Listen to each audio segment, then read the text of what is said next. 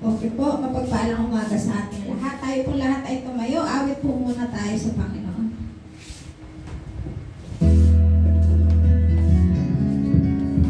Awitan po natin ang Diyos.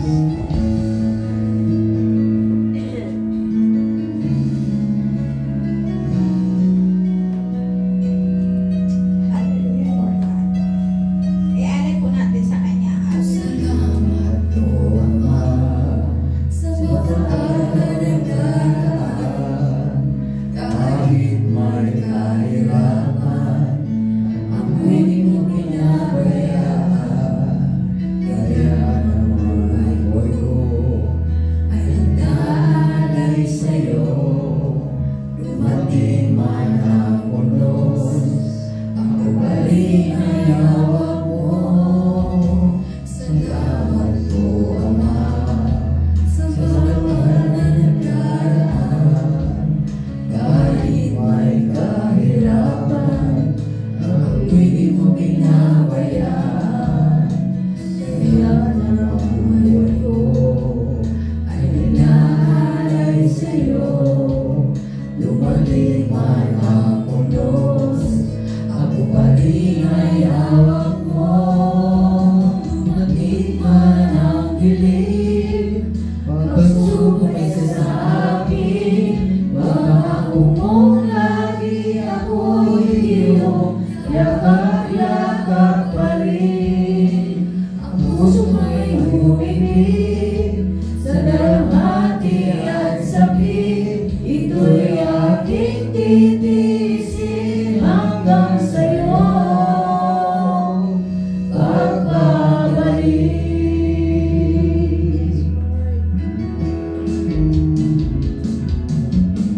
Ang buhay kong ito ay nasa iyong mga kamay. Hawakan mo, Ama, baka walang hiwalay. Palakarin mo ako, nagdadasal sa'yo. Ang iyong alalayan, ang bawat hakbang ko. Dumating man ang dilim, pagsubok ay sa akin. Pangako mong lagi ako'y iyong yakap-yakap pa rin. Ang puso man ay umibig sa dalamhati at sakit. Ito'y aking titiisin hanggang sa'yo pagbabalik.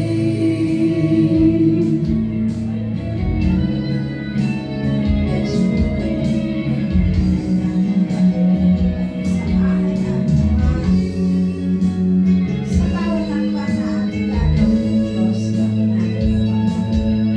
Huwag mo pong hayaan, Lord God. Mawalay kami sa'yo. Dumating man ang dilim, pagsubok sa akin. Pangako mong lagi ako'y iyong yakap-yakap pa rin. Ang puso man ay umibig sa dalamhati at sakit. Ito'y aking titiisin hanggang sa'yo. Dumating man ang dilim, pagsubok ay sa akin. Pangako mong lagi ako'y iyong yakap-yakap pa rin. Ang puso man ay umibig sa dalamhati at sakit. Ito'y aking titiisin hanggang sa'yo pagbabalik.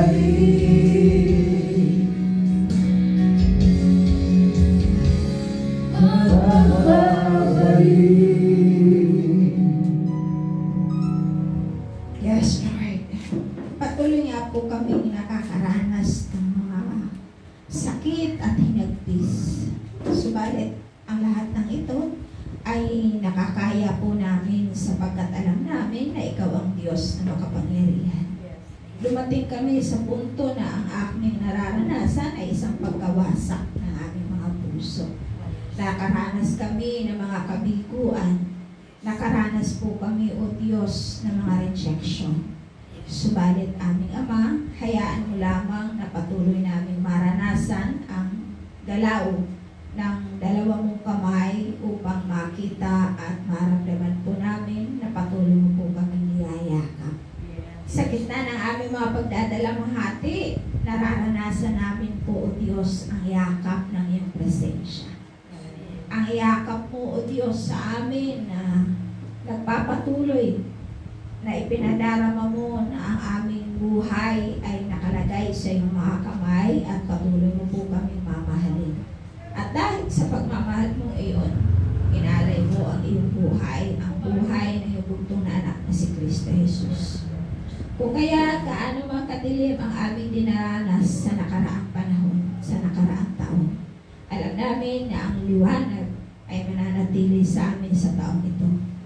Sa bawat hakbang na aming gagawin ay patuloy mo po kaming pamumunahan at kung kami man ay matalisod, agad-agad na kami ay iyong itatayo. Hahawakan mo ng iyong makapangyarihang kamay ang aming mga kamay upang makatayo kami ng mabilis at makalakad na muli. Sa aming paglalakbay sa mundong ibabaw ay mananatili kaming nakatayo na magiging isang mananagumpay sapagkat ikaw ang Diyos na aming kasama na mayroong liwanag na patuloy po namin susundan. Yun ay ang iyong mga salita. Yun ay ang iyong kapangyarihan na patuloy na ninanasan ng bawat isa sa amin. Yun ay ang Espiritu ng Diyos na patuloy na sumasama sa aming mga buhay at sa aming pamilya, sa aming sambahayan.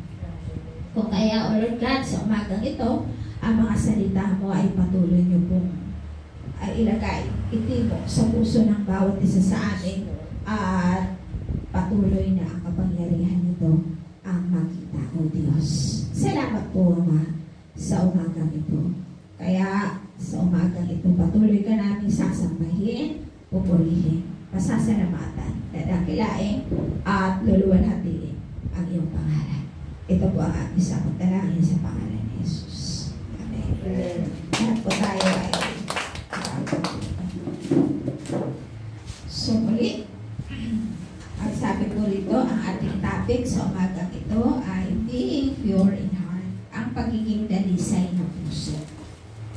Tingnan po natin, being pure in heart, ang pagiging dalisay na puso. Sa Mateo chapter 5 verse 8.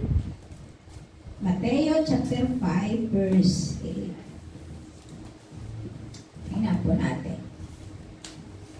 Ang sabi sa aklat ng Mateo chapter 5 verse 8, ang Panginoong Jesus po ang nagsasalita nito.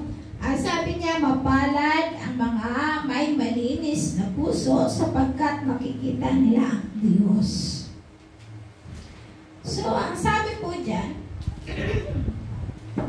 mapalad ang may malinis na puso sapagkat makikita nila ang Diyos. Being pure in heart, ang pagiging dalisay. So, mahalaga po na sa puso ng isang mananampalataya, sa puso ng isang tao, ay dapat ito ay dalisay. Kung nais po talaga natin na maranasan ang galaw at kapangyarihan ng Diyos sa ating mga buhay, ang sabi po sa Psalms chapter 51 verse 10, muli ko pong uulitin, ang sabi ni David, ang panalangin ni David, ang sabi po niya, isang pusong tapat sa aking likhain, bigyan mo, O Diyos, ng bagong damdamin. Dalhin po natin ang verses na ito sa bawat panalangin natin sa Diyos. Dalhin po natin ang verses na ito sa bawat paglulong natin sa Kanya. Sapagkat sa ayaw natin sa gusto, aminin man natin sa hindi, patuloy tayo nagkukulang. Patuloy tayo nagkakamali. Ang nais ng Diyos ay maging dalisay ang ating mga puso, katulad ni David. Si David ay isang makasalanang tao rin. Nangalo niya nga po siya, di po ba? Kay Bathsheba. Subalit bakit si David ay tinagurian na the man after God's own heart? sapagkat ang puso niya ay nagpapatuwid. Agad-agad na tumatanggap siya ng pagkakamali. Agad-agad na tumatanggap si David ng rebuke o pagtutuwid sa kanyang buhay. Sapagkat sa isang mabigat na pagsubok, sa isang mabigat na kasalanan na ginawa ni David, noong mga panahon na pinuntahan siya ni Propeta Samuel, ay ni Nathan, Propeta Nathan, na sinabi kay David kung ano yung, kumbaga parang ano nga lang parang patalinhaga nga lang Actually, hindi muna tinukoy ni Nathan sa kanya kung sino. Kundi halimbawa lang na mayroong isang mayaman, sabi ng kwento. Diba? Pero, nung sinabi ni Propeta Nathan na, ikaw yun, ikaw ang tinutukoy. Kasi agad-agad siyang nag-action napatayin ang ganon, na bakit inapi ang isang mahirap. Agad po siyang nagpakumbaba sa Diyos. Yun yung mga pusong hinahanap ng Diyos. Yung tanggap mo na ikaw ay nagkamali. Tanggapin mo na ikaw ay nagkasala. Kasi hindi lahat ng desisyon natin ay tama. Sa totoo lang. Ako bilang isang ina, napalaki ko po ang mga anak ko. Dahil sa kapangyarihan at tulong ng Diyos, nabigyan sila ng maayos na edukasyon. Nakapagtapos sila ng kanilang mga pag-aaral at naging maayos. Itong malaki na, itong may mga kanya-kanya na po silang buhay. Ang iniisip ko, dapat, kung ano yung sasabihin ko, dapat sundin pa rin nila. So, doon ko na-realize at pinakita sa akin ng Diyos na may sarili ng pag-iisip yan. Kumbaga, ang responsibilidad mo na lamang sa kanila ay yung ipanalangin sila, subaybayan at alalayan sa gitna ng kanilang kabiguan. Sa gitna ng kanilang mga pagsubok na nararanasan, dapat nandoon ka, nakaalalay sa kanila. Kaya sabi nung isa kong anak, Mama, hindi nga ako bata. Doon ko lang na-realize. Parang, sa totoo lang, yung bang, syempre bilang isang ina, gusto mo ito yung gawin gusto mo ito yung mangyari. Gusto mo sumunod siya sa'yo. Pero ang hindi natin alam, na nasasakal pala natin sila. Ako sa totoo lang, nagkaroon ako ng pag-aalala ba? Yung naging alalahanin sa puso ko. Yung mga nakaraang pero pinaunawa sa akin ng Diyos. Pinakita sa akin ng Diyos na kung siya ay inilalagay mo sa aking mga kamay, maging kampante ka na. Doon yung salitang, hindi na ako bata, Mama, nasa tamang pag-iisip na ako, huwag mo akong gawing bata. It means, ang bata kasi, yung kailangan masunod ka. Kailangan pag sinabi mong dito ka lang, dito lang siya, kasi bata pa nga siya Pero may tamang daan na yung puso niya at ang puso ng Diyos lamang ang siyang nakakaalam nung itinakdang panahon, tinakdang daan na dapat niyang lakaran. Kaya nagbago yung aking pananaw at lagi kong ipinagpipray ngayon sa Lord na ikaw ang Diyos na makatarungan. Hindi mo hahayaan na ang sakripisyo ng isang lingkod mo, ang sakripisyo ng isang tunay at tapat na magulang ay sisirain lamang ng mga makasanlibutan at ng mga taong makasalanan. So nabago ngayon ang pananaw na ipinagkaloob ng Diyos sa puso ko at sa aking isipan.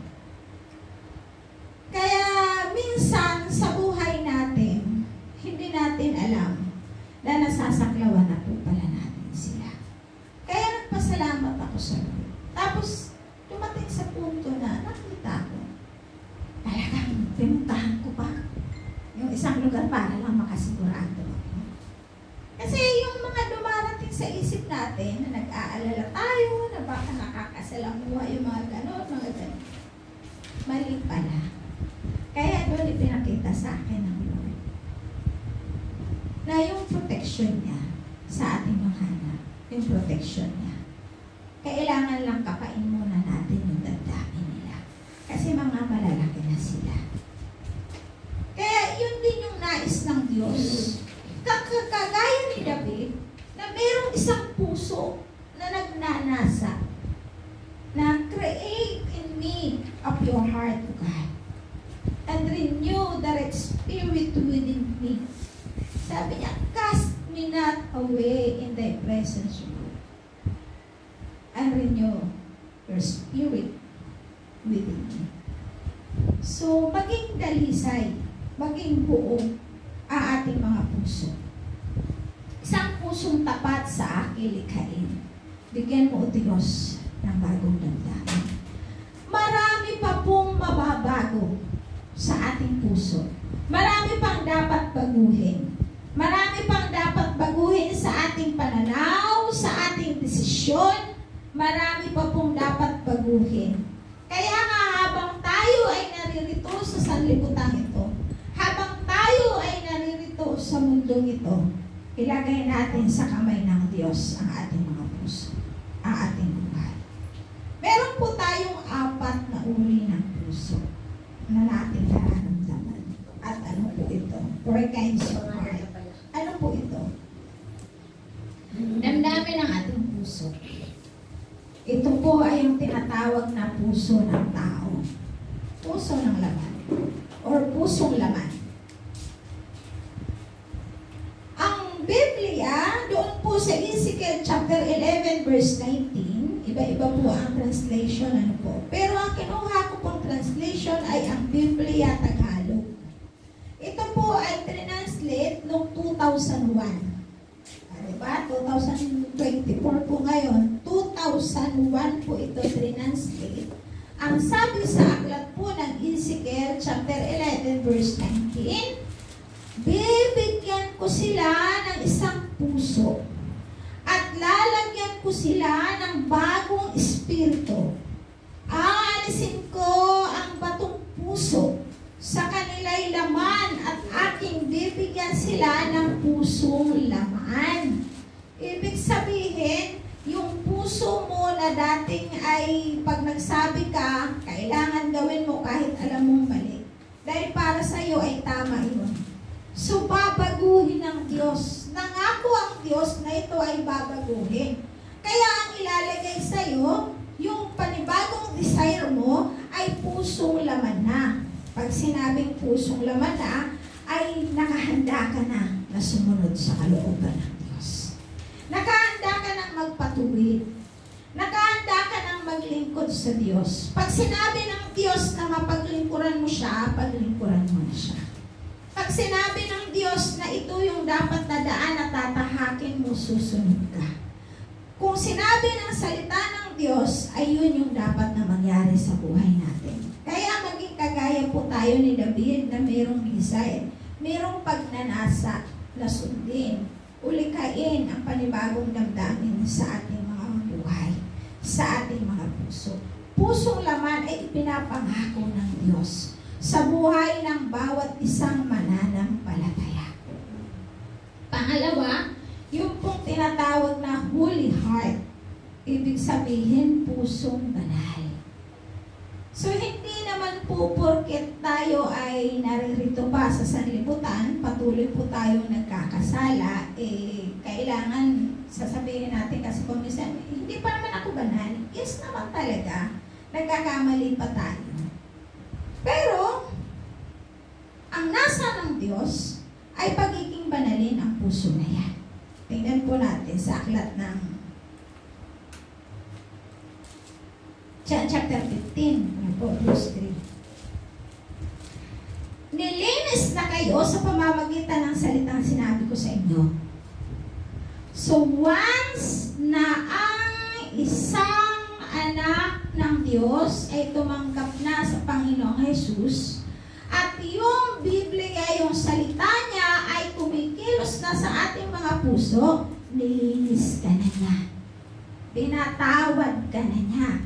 Kaya nga ang sabi nga, another word of pure is holy. Pag sinabing puro buo ay banal. Ang sabi ng ganon, pag sinabi po. Devotion to Jesus and His love, it is a sign or a symbol of both the divine and human love that Jesus has for His Father and for His Son. Nagkaparehas na po. Yung devoted, yung pag-aalay ng buhay ng Panginoong Jesus ay magkaparehas na yung kanilang damdamin, yung kanilang puso.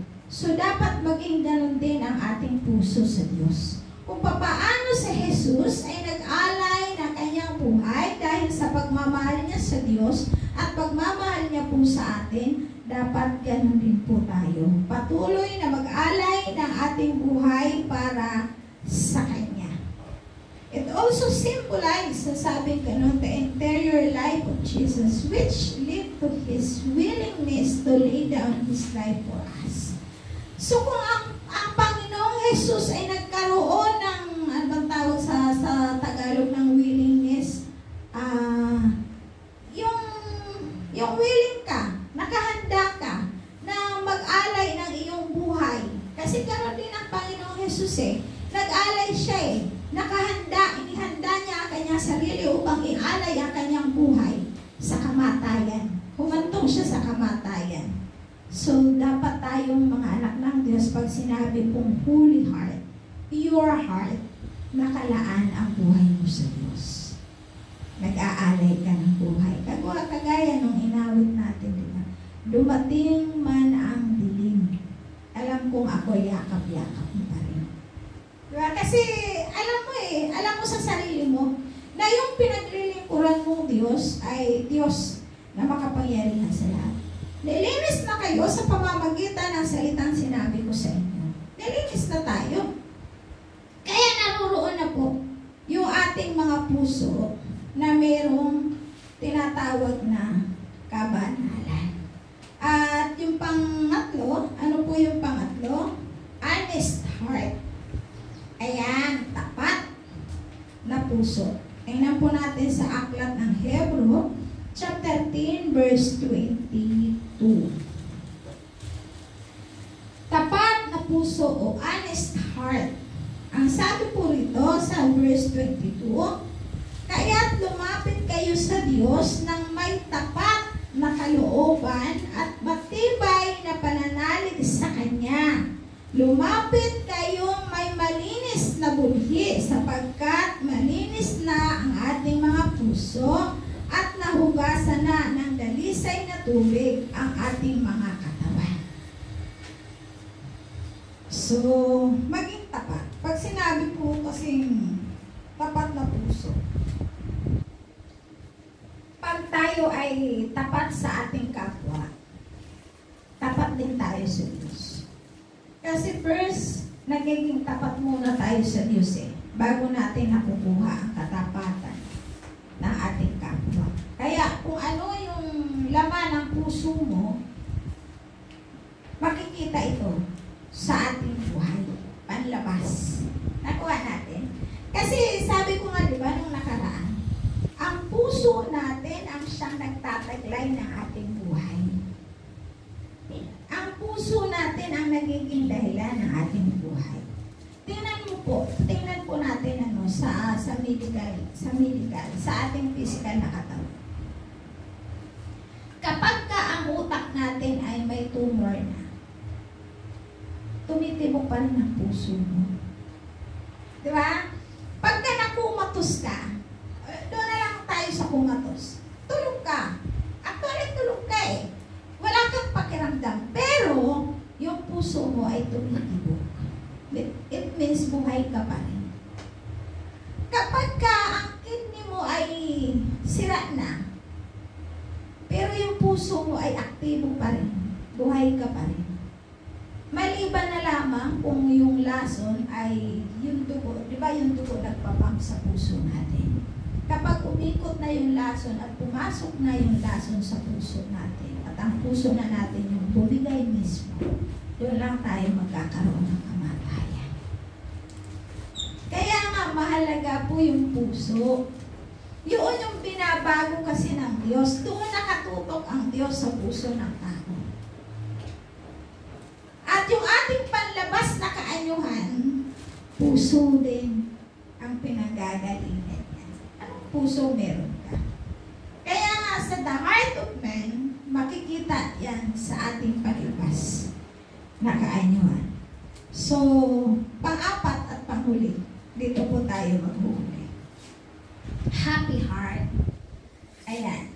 Meron ba tayong happy heart? Ibig sabihin, masayahing puso. Tingnan po natin sa Kawikaan. Ano ba ang nagiging bunga ng pusong may kagalakan?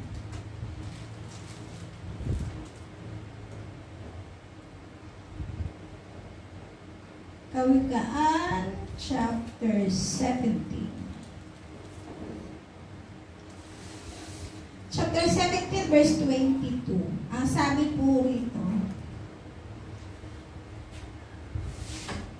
ang pagkamasayahin ay mabuti sa katawan at ang malungkot ay unti-unting namamatay. O, di ba?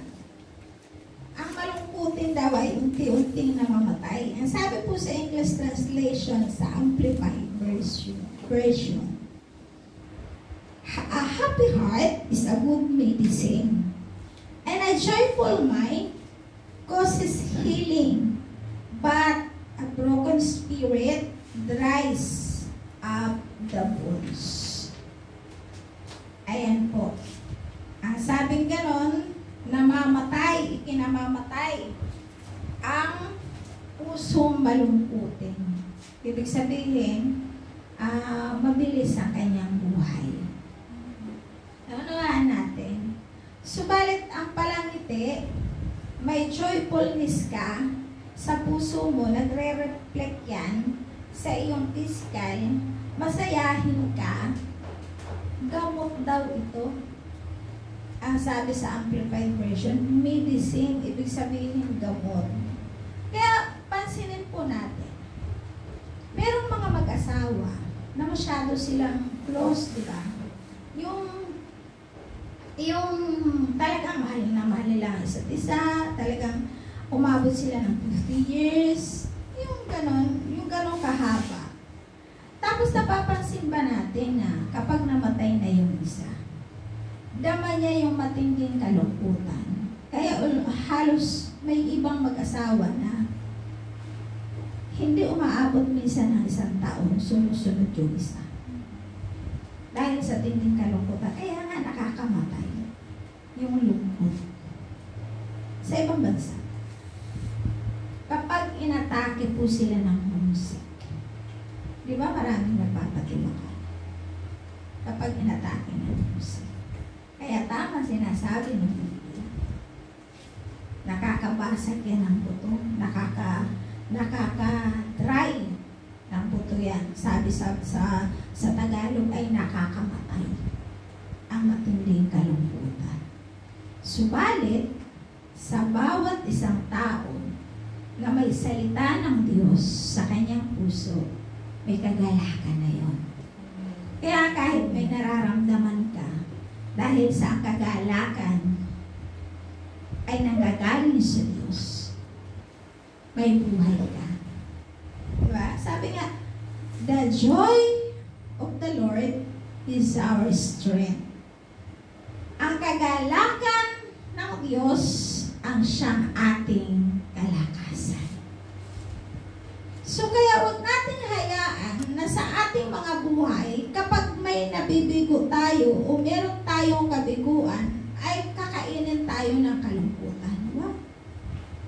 Kapag nakakaramdam ka ng kalungkutan, magbasa ka ng Biblia. At ibibigay ng Diyos. Gagawa ang Diyos ng paraan para magalang ka. Kaya the joy of the Lord is our strength. Ang kagalakan mula sa Diyos ang ating kalakasan. Kalakasan physically, kalakasan spiritually. Ang pinakamahalaga dito yung ating spiritual.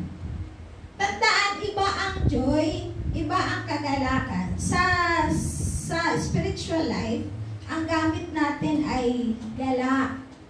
Diba? Joy, galak. Sa sanlibutan, ano sa sanlibutan? Kasiyahan. Happiness. So, pag happiness, kasiyahan, gumagawa ito ng paraan. Nag-video okay sila, nag-iinuman sila. Ito ay sa gitna ng pagkakasala. Ang ginagawa nila ay para lang mapasiga sila. So, kalooban ba ng Diyos sa mga bagay nila? Nasain natin na yung puso natin ay mapuno ng kagalakan mula sa Diyos. Mapupuno po ito. Ang Espiritu ng Diyos ang magbibigay sa atin ng tamang kagalakan. Kasi kagaya sa mga nababalo na, kalooban ng Diyos na paghiwalayin kayo kasi yun naman yung sinumpaan ninyo. Tell it do us part. Subalit kung ikinuha na ng Diyos ang partner mo, magalak ka sapagkat hindi siya napahamak. Magalak ka sapagkat siya ay nasa kamay ng Diyos. Kumbaga doon na nagtapos. Bakit siya kinuha ng Diyos sa iyo? Dahil nais ng Diyos na turuan ka, na mamuhay ka, na kasama mo ang Diyos. Kasi baka nung kasama mo siya, hindi mo nararanasan ang himala ng Diyos. Hindi mo nararanasan yung kapangyarihan ng Diyos sa buhay mo. So ngayon, kasi madalas nakasandal tayo sa ating mga partner, di ba? Halos lahat inaasa natin yung desisyon, yung sa mga sa pamilya, pero nakakaligtaan natin ang Diyos. Kaya may pagkakataon na ginagamit ng Diyos ang bawat bagay sa ating buhay upang maipakita lamang sa iyo na siya yung Diyos na magiging kasama mo habang ikaw ay nabubuhay. At may mabuting plano ang Diyos, kaya kinukuha sa atin, kinukuha sa iyo ang partner. May planong mabuti ang Diyos para sa iyo. At gagamitin ka pa niya sa sanlibutan ito. Gagamitin ka pa ng Diyos sa mundong ibabaw.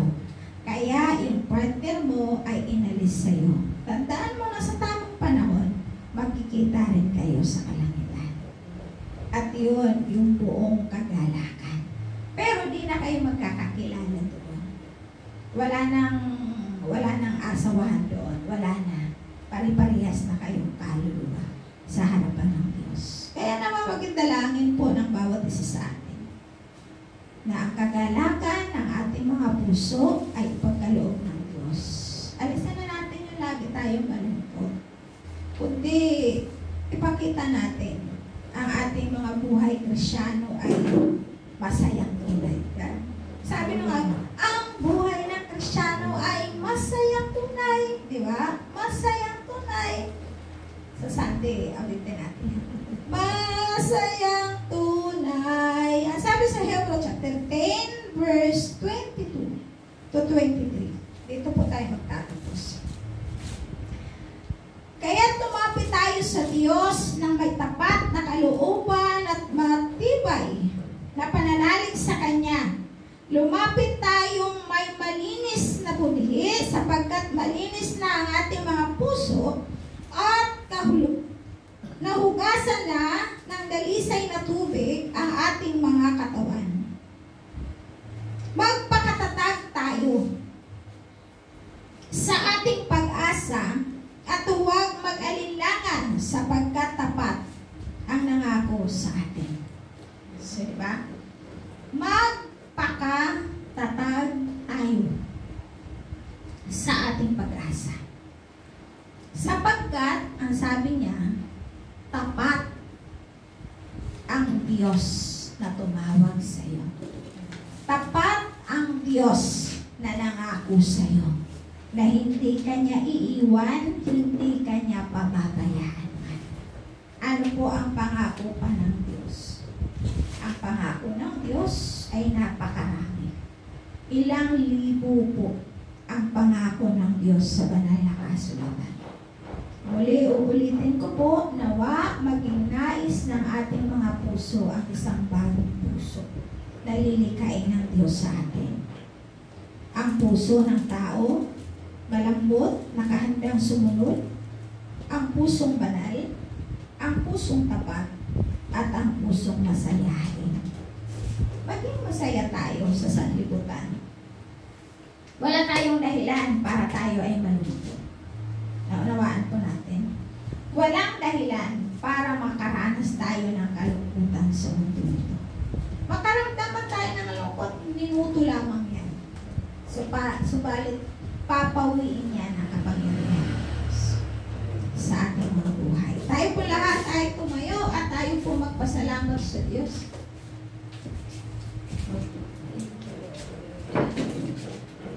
Awit po tayong muli.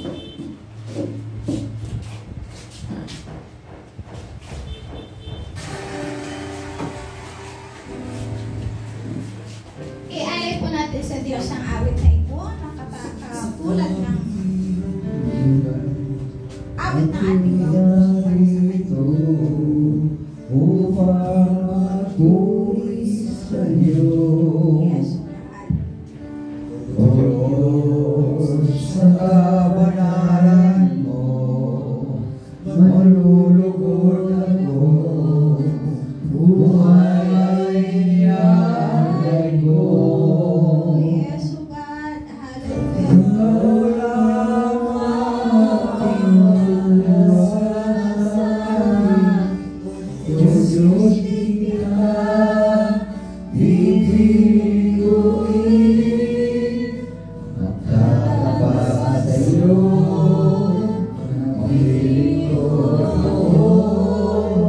O Diyos, ay buti mo. Napakabuti mo, O Diyos. Dakila ka, ating Ama. O Diyos, sa kahiyan mo, ako'y narito upang magpuri sa iyo. O Diyos, sa kabanalan mo, malulugod ako, buhay ay ko. Ikaw lamang ang nagtiwala sa akin, O Diyos, di kita bibiguin. Magtatapat sa iyo, maglilingkod ako. O Diyos, sa'y buti mo. Ikaw lamang ang nagtiwala sa akin, O Diyos, di kita bibiguin. Magtatapat sa iyo, maglilingkod ako. O Diyos, ay buti mo.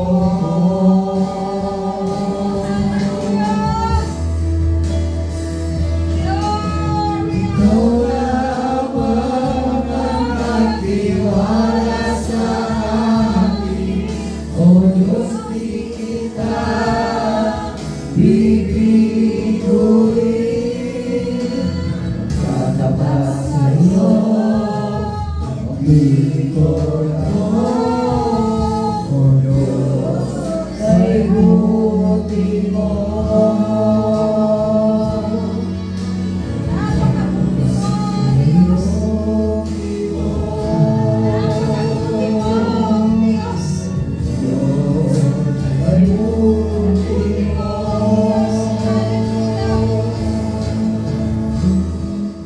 Salamat po, Ama, sa pagtitiwala mo sa aming mga buhay. Ikaw lamang po, O Diyos, ang patuloy na nagtitiwala sa amin. Kung kaya ang aming mga buhay ay patuloy po namin inaalay sa iyo, aming Ama. Pakaliwala linisin mo nga po at baguhin ang aming mga puso. Ang aming pananaw ay patuloy mo pong baguhin. Hayaan mo na kung kami man ay patuloy na tumatanggi sa iyong panawagan, sa panahong ito ay nakahanda po kaming sumunod sa iyo. Napakabuti mo, O Diyos, napakabuti mo. Salamat po, Ama. Hayaan mo na sa mga oras na ito, patuloy mong silyuhan sa puso ng bawat isa sa amin ang mga salita mo. Nawa ang apat na pusong ito ay manatili po sa aming kalooban. Ang pusong tapat, pusong dalisay, O Diyos, at ang pusong masayahin ay patuloy niyo pong ipagkaloob sa amin at ang pusong laman upang makasunod po kami sa iyong kalooban. Kung ano ang itinakda mo sa amin, nakahanda kami na maglingkod sa iyo. Tulungan mo po kami kung kami man ay pinanghihinaan ng kalooban. Bigyan mo po kami ng kalakasan. Kung kami man ay patuloy na nag-aalinlangan sa iyong kapangyarihan, bigyan mo po kami, O God, ng isang pusong tapat na mananatiling magtitiwala at susunod sa iyo. Bigyan mo kami ng isang pusong nakahanda na ikaw ay aming mapaglingkuran. Maraming salamat po sa iyo, Ama. Ito po, O Diyos, ang aming samot dalangin sa pangalan ni Jesus.